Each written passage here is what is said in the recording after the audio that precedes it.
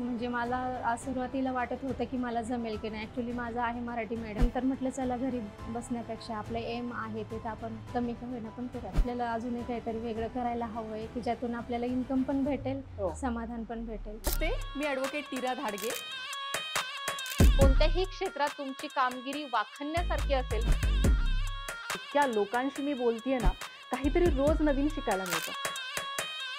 एकमेकांना मदत करण्यासाठी तुम्ही ही कम्युनिटी जॉईन करू शकता, पुणे वुमन्स क्लब.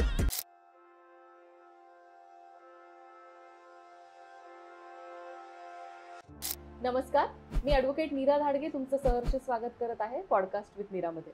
आज आपल्या बरोबर आहेत इंदुताई सपकाळ मॅडम. नमस्ते मॅडम. आज तुमचं वेलकम आहे आज आमच्या शोवर. थँक्यू. तुमच्याबद्दल काहीतरी सांगा.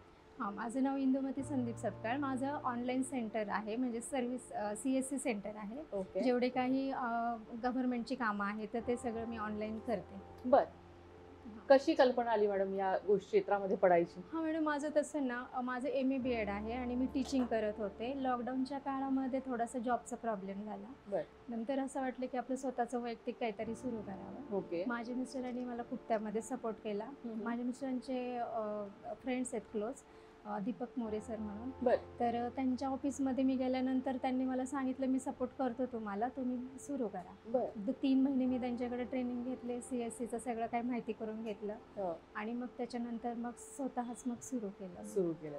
ओके.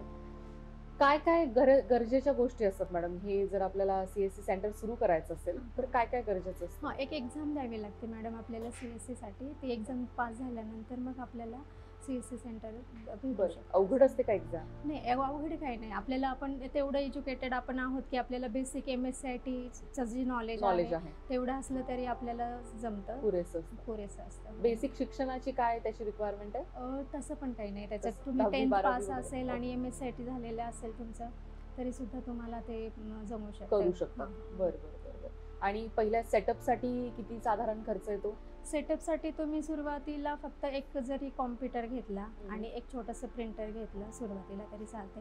नंतर तुम्ही झेरॉक्स मशीन पण ठेवू शकता. नंतर तुम्ही कशी सुरुवात केली ते सांगा. हो, मी असंच, म्हणजे मला सुरुवातीला वाटत होतं की मला जमेल की नाही. ॲक्च्युली माझं आहे मराठी मीडियममधून शिक्षण. माझ्या मिस्टरांना थोडंसं वाटत होतं तुला जमेल की नाही, पण केलं. म्हणजे इथं सुरुवातीला तेवढं जेवढं बेसिक नॉलेज घेऊन आल्यानंतर मग स्वतः पण यूट्यूबवर पण भरपूर माहिती असते, गुगलवरती माहिती असते. आपण ते सगळं सर्च करून, फॉर एक्झाम्पल आता थोडक्यात मॅरेज सर्टिफिकेट बनवायचं आहे, कसं आहे, काय काय डॉक्युमेंट्स घ्यावे लागणार आहेत, त्याचे सगळं बेसिक नॉलेज आधी घेतलं आपण की आपल्याला सगळं ते जमतं. सगळं ऑनलाईन आहे ते. कोणते सर्टिफिकेशन्स होतात? हां, माझ्याकडे मॅरेज सर्टिफिकेट, पॅन कार्ड, उद्योग आधार, शॉप ॲक्ट लायसन, रहिवासी दाखला, डॉमिसाईल सर्टिफिकेट. हो, म्हणजे आता सध्या जसं की गव्हर्नमेंटकडनं जे काही येतात ना आपल्याला की अपडेशन, की तुम्ही आभा कार्ड काढून ठेवा, आयुष्यमान कार्ड काढा, परत अजून श्रम कार्ड. तर हे सगळे कार्ड्स वगैरे आम्ही बनवून देतो. कार्डची मशीन पण आहे, आधार कार्डचे अपडेशन पण असतात. त्यामुळे एक जरी सुरू केलं, थोडक्यात सुरुवातीला जरी मी झेरॉक्सचं जरी सेंटर फक्त सुरू केलं, हळूहळू सगळं ते म्हणजे शिकून आणि आपल्याला ते करता येतं. जसं आपल्याला इन्कम येईल त्यातलेच ते पैसे खर्च करून नवीन मशीन घेऊन, नवीन परत लॅमिनेशनची मशीन घेतली, तिथे आपण लिहिलं, आपण समजावरती की आपल्या फ्लॅक्स लावला वगैरे की हे पण करून भेटतं, हे पण करून भेटतंय. होतंय सगळं. म्हणजे एक कस्टमर एका कामासाठी आलं ना की 4-5 कामं सहज निघतात. आणि गरजच असते. कधी लोकांना माहिती नसतं कुठे जाऊन करायचंय, काय करायचंय, आणि आपण जोपर्यंत सांगणार नाही की इथे काय काय होतं तोपर्यंत ते नाही लोकांपर्यंत फायदा होतो. आपण जेवढं आपण ऍडव्हर्टाईज करू ना तेवढं लोकांना माहिती होतं. तुम्ही जेव्हा सुरुवात केली तेव्हा किती कमवत होता? सुरुवातीला मी पहिल्या महिन्यातच, म्हणजे माझा खर्च झाला होता 10,000 थोडक्यात आणि मी 15 कमवली होती. म्हणजे पहिल्या महिन्यापासून ओके. आणि साधारण किती पर्यंत जाऊ शकतं? 30 ते 40 हजारापर्यंत पर महिना आपला महिना. म्हणजे मला फक्त पहिले 2 ते 3 महिनेच मला कमी झाला असेल, त्यानंतर माझं प्रॉफिटमध्येच राहिलं. आणि वर्किंग कॅपिटल किती आहे त्याला? कशाला? म्हणजे एका महिन्याचा तुमचा खर्च? माझा खर्च तसं पाहिलं तर 10,000 येईल. 10,000 म्हणजे भाड्यामध्ये जाऊन, आणि आपल्याला काय स्टेशनरी लागते, झेरॉक्स आहे, म्हणजे पेपर्स वगैरे, इंक आहे संपलेली. हां, एवढं जास्तीत जास्त. खूप छान आहे. हो. एक नवीन सुरुवात करायची असेल, कमीत कमी तुम्हाला भांडवल टाकून जर काहीतरी हो. करायचं असेल आणि म्हणजे तुम्हाला एक 50,000पर्यंत समजा तुम्ही एक लॅपटॉप घेतलाय, प्रिंटर घेतलाय, हो. सुरुवातीला आपल्याला डिपॉझिट द्यावे लागणार हो, शॉप्स हो, जे आपण घेतोय हो, ज्यांच्याकडनं, हो. आणि त्याचं भाडं समजा पकडून चाला. ओके. आणि कोणत्या एरियात आहे ते पण डिपेंड करतं, बर बर बर की तुम्ही जर खूप क्लाउड एरियामध्ये असेल ना, हम्म. तर तिथे तुमचा बिझनेस छान चालू शकतो. असं. तुमचं MA BEd झालेलं आहे मॅडम. हो, MA हो. कोणत्या विषयात होता तुम्ही? मराठी विषय. मराठी विषयांमध्ये होता. हा. वा वा वा. त्या शिक्षणाचा तुम्हाला तुमच्या या क्षेत्रामध्ये कसा उपयोग झाला आणि कसं तुम्ही केलं?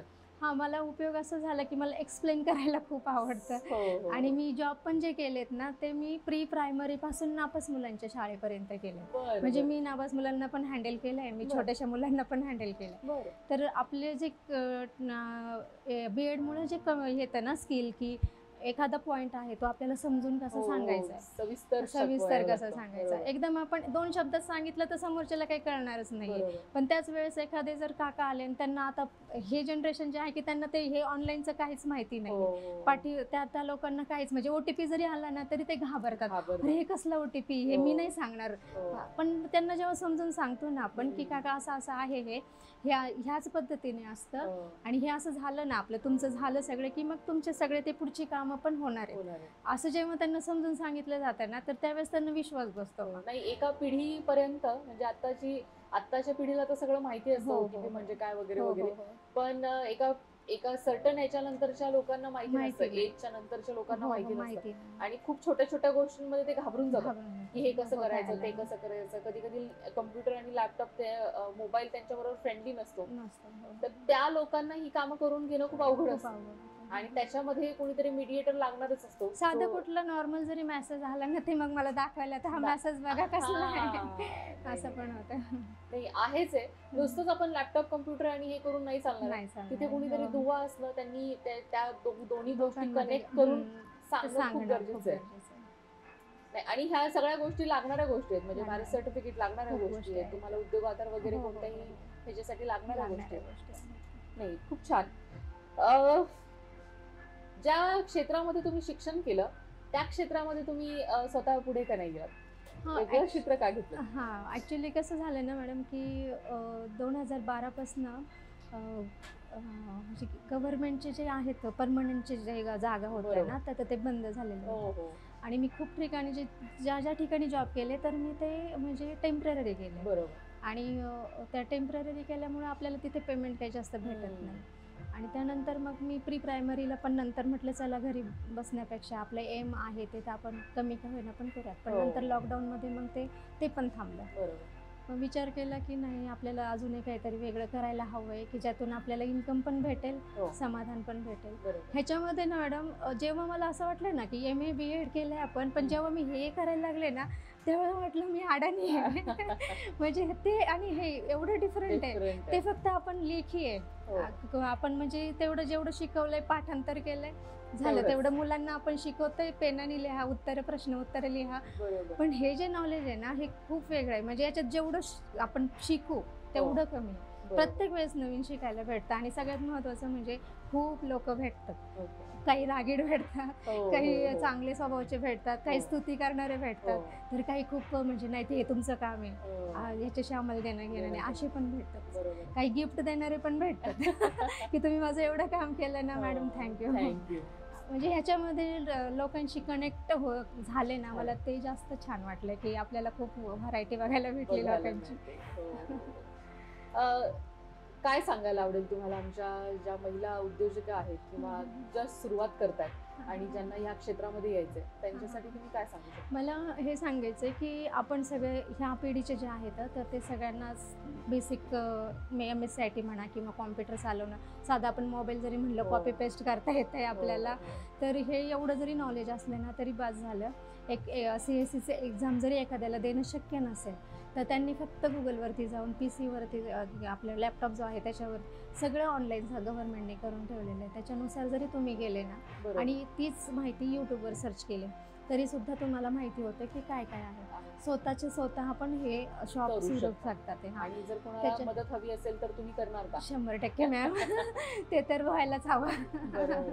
आणि कुणाला एक्झामची हो, तयारी हो. करून घ्यायची असेल हो किंवा नक्की कुठेतरी नक्की. अडलं, हो, हो. कसं करायचंय, काय कसं करायचंय, करायचं. त्यांचं स्वतःचं सेटअप बरोबर. करण्यासाठी काय काय लागणार आहे. हो. खूप छोट्या छोट्या माझ्याकडे आहेत असे, म्हणजे काही मुली येऊन पण गेल्या माझ्याकडे की मला तेवढं नाही का गायडन्स करा म्हणून. गायडन्स बिंदास मी ज्यांना काही पाहिजे असेल या माझ्या एका एक पीसी माझा कधी कधी मोकळा असला बस आम्ही शिकवते मी करेन.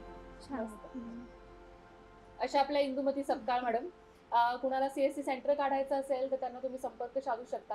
कुणाला मॅरेज सर्टिफिकेट काढायचं असेल आणि कोणत्याही प्रकारचं डॉक्युमेंटेशन करून घ्यायचं असेल तरी तुम्ही त्यांना संपर्क साधू शकता. आणि खूप वेगळी युनिक आम्हाला पर्सनॅलिटी आज पाहायला मिळाली आणि खूप युनिक क्षेत्र पाहायला मिळालं. त्याच्यामुळे खूप धन्यवाद मॅडम, तुम्ही आज इथे आलात. थँक्यू.